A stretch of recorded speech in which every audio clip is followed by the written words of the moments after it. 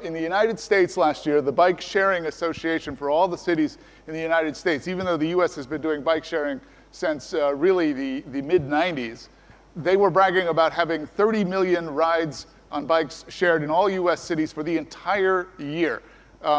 Davis, tell me how many rides you do in a day.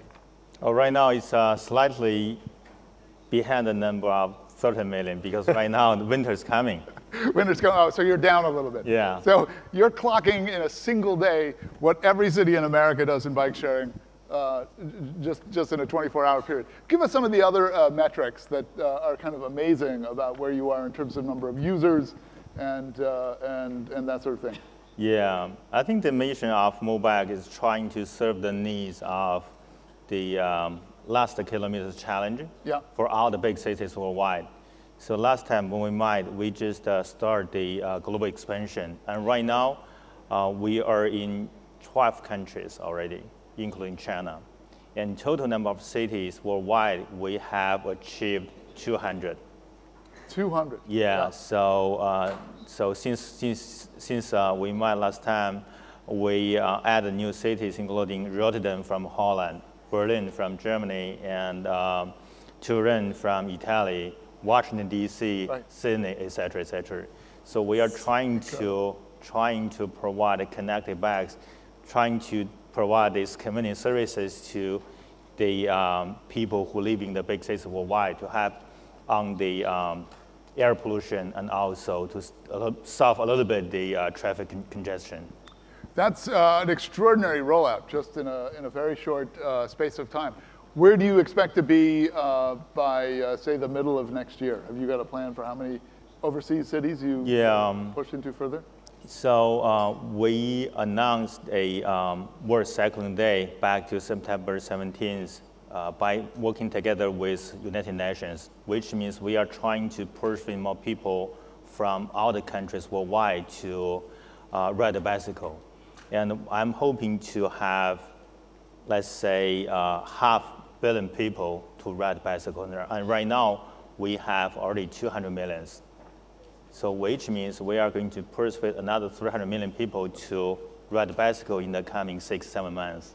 Wow, that's extraordinary. And of course, fueling this expansion is some pretty serious sums of venture capital money. Both you and your main competitor have raised about $1 billion.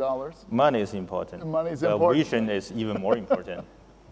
True. All right. Well, I want to hear about your vision, but let's turn next to Sam. Now, Sam, I told you that I was going to give Davis bragging rights first and see if you could top that. Why don't you run us through your metrics a little bit and what your business model does? How many people here are familiar with GetAround?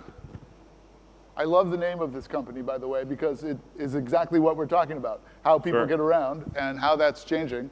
Your idea is to, it's not Uber-like, it's slightly different. Explain to us how it's different. Yeah, sure. It's essentially a consumer-to-consumer marketplace. Right. And we enable everyday people to rent their cars out. So you can rent somebody else's car, and we make the process very seamless. So you just download our app, you put in your driver license, credit card, and you can instantly rent someone else's car, locate the car, unlock the doors, do everything from the phone, and go.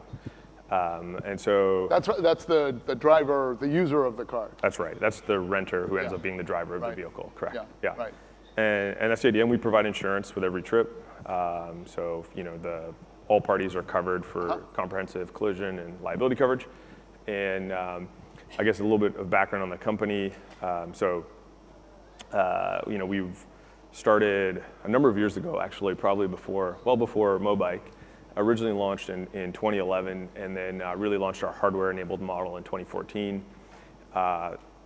Very focused on the San Francisco market and sort of convincing consumers that renting out their $30,000 asset was a good idea, and managed to become by far the largest car sharing provider in the San Francisco Bay Area, and then have since expanded to 14 cities across the United States in the past 18 months. We're adding another 24 cities in the coming 24 months, and I don't know, in terms of metrics, I think last year had about just shy of 10 million hours booked through our platform.